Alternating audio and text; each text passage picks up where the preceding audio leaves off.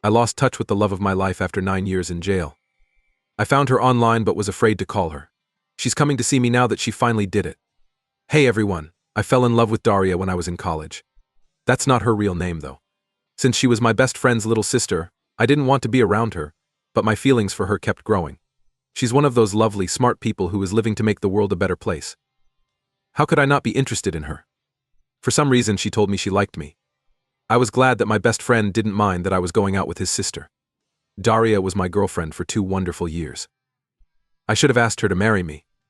I'm not sure why I didn't. I guess I thought I had a lot of time. We weren't old yet, so there was no need to. Hurry. There wasn't a lot of democracy where we lived, and we were politically active. In the end, I was arrested and spent 9 years in jail. Don't think I'm a monster because of this. We didn't hurt anyone or do anything wrong, but I don't want to go into too much detail in case it makes me easy to find. In the place where I live, what we did is not even against the law, and our beliefs were not at all extreme. Since the day I was arrested, I haven't seen her talk to Daria.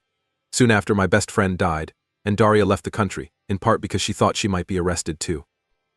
She couldn't get in touch with me while I was in jail, but she did talk to my dad a few times at first, according to what she told me. While I was in jail, things in our country got even worse. When I was freed, my dad and I left the country. Since then, we've been living in Western Europe, and things are going pretty well. I live with my dad and have a regular, but bad, job. I met Daria online a few months ago. She lives in a country next door, which is 7 hours by train. She doesn't post on social media very often, but what I've seen doesn't show that she has a partner or kids. I would be happy to be her friend, even if she was married, as I was the first few years we knew each other.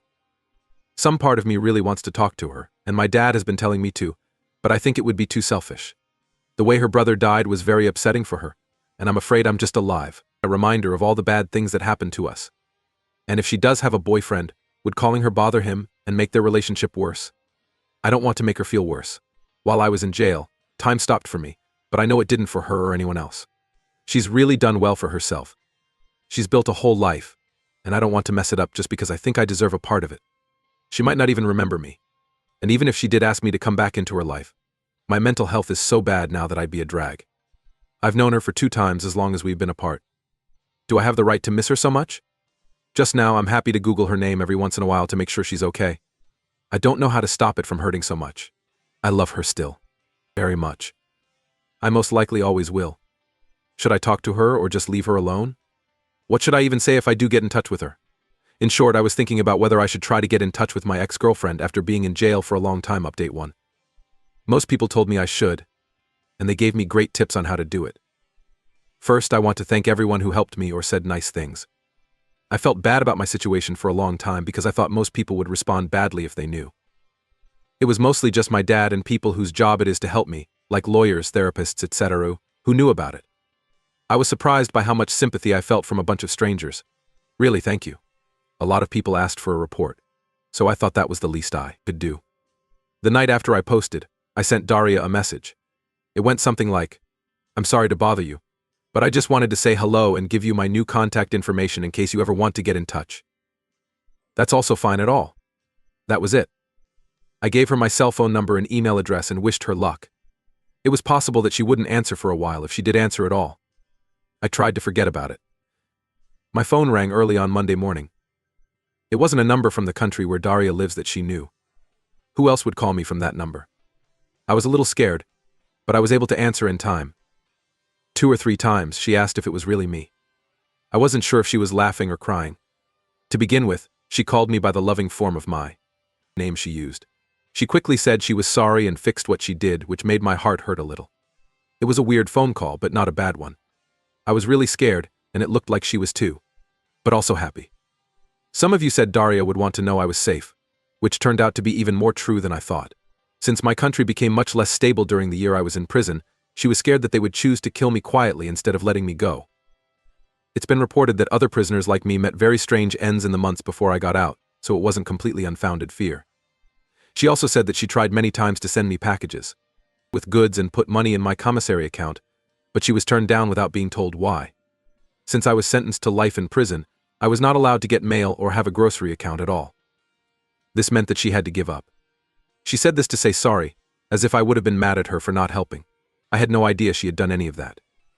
As much as I know it wasn't safe for her to do what she did, I feel bad that she did it to make me feel a little better. We didn't talk about what happened any further because she didn't seem to want to. The subject was changed to something more fun. How my dad is getting used to living in a new country, our work, etc. She asked me if I wanted to keep talking through a messaging app when she got to work, and had to stop the call. Of course I said yes, and I downloaded it right away. We texted back and forth all day, and she even stopped her way home from work to send me a picture of a restaurant that was based on one of my favorite books, just because she knew I would like it.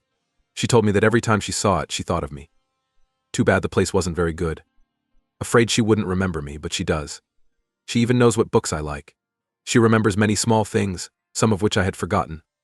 Since then, we've been texting and calling each other until she falls asleep on the phone after I get home last night. She texts me from a few blocks away sometimes. And it feels like she's 24. I feel like the next thing she'll ask me is what's for dinner. Sometimes it seems like we're trying to bring dead versions of ourselves back to life so that we don't have to face what we've lost. It makes sense that she seems a lot shyer and less active than she used to. When I think about how much I've changed, I worry that she might not find anything good about me left. There are, however, some things we know very well. If I could put into words how it feels to hear her laugh, I could say that. She is still kind, warm, and understanding. We both still care about each other. It will take a lot of patience to get back together with someone after everything that has happened. I have a lot of it. I'm just glad I can meet her again. Daria asked me this morning if I would like to have a video call this weekend. Even though I really want to see her, I'm really nervous. You know what I mean? I look so different from how she remembers me. I have the teeth of a hockey player and my mouth is messed up. I lost weight and haven't put it back on. And I see an old man in the mirror. Luckily, I will soon be able to get health insurance and get it fixed. Another thing that worries me is that I might cry when I see her, which would make me look bad. I don't really cry in public. I'm not used to it, and now doesn't seem like a good time to begin. I don't want to seem needy, and I also don't want her to feel like she has to comfort me. We'd really appreciate it if someone could help us figure this out. That being said, this week could not have gone any better, and I'm thankful to everyone who gave me the courage to send her that message. Thank you 1,000 times. Just to be clear, she doesn't have a husband or kids. As I said in my first post, I only thought about getting in touch with her because her social media didn't show that she had a partner. But I know that my first post wasn't seen for a while, so I can see how that might not have been clear. I'm sorry for the trouble. Update: too many folks have asked for an update. That's it. It seems like only yesterday that 2 months have passed. I let Daria know that I was scared about the video call, but she insisted that we have it right away so I could stop stressing. Everything seemed real again after seeing her. It's only because she's an adult now that she looks different from herself. She still looks like herself, or even more beautiful. Our home country is very different from where she lives, and the society there is very different from ours. Making her feel at home in this place and giving her time to get used to it broke the idea that no time had passed. That was probably the real reason I was so worried, because I couldn't just forget about myself and act like nothing had happened. Seeing her through the screen was hard because I couldn't reach out and grab her. Not being close to someone you love while you watch them cry is hard. I almost forgot that I was crying too. She didn't seem shocked when she saw me. She finally looked at me and asked if the food where I lived was bad.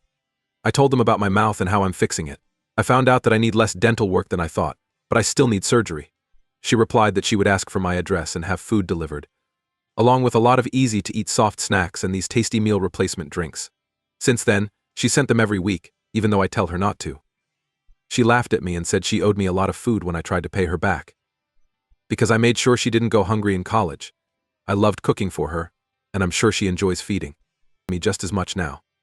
We video call each other every day and talk every day. Just seeing her face makes me feel better, and the awkwardness is mostly gone now. It's simple to talk to her. She brought her computer into the kitchen last night and talked to me while I washed the dishes. Things like that amaze me for how they can make me feel normal and at home in ways I forgot I could. I had no idea that seeing someone wash coffee cups would make me so happy. Being told that home is a real place is not what it seems like is a mistake.